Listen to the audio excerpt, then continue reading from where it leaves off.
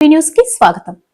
పల్నాడు జిల్లా చిలకలూరిపేట నియోజకవర్గంలోని ప్రభుత్వ సంక్షేమ పథకాల గురించి ప్రజల్లోకి వెళ్లి తెలుసుకుంటున్న స్థానిక శాసనసభ్యులు పత్తిపాటి పుల్లారావు సంక్షేమం అభివృద్ధి ధ్యేయంగా కూటమి ప్రభుత్వం పనిచేస్తుందని, సుపరిపాలనలో తొలి అడుగు కార్యక్రమంలో భాగంగా ప్రతి ఇంటికి వెళ్లి ప్రభుత్వం అందిస్తున్న పథకాలను మాజీ మంత్రివర్యులు శాసనసభ్యులు పత్తిపాటి పుల్లారావు వివరిస్తున్నారు.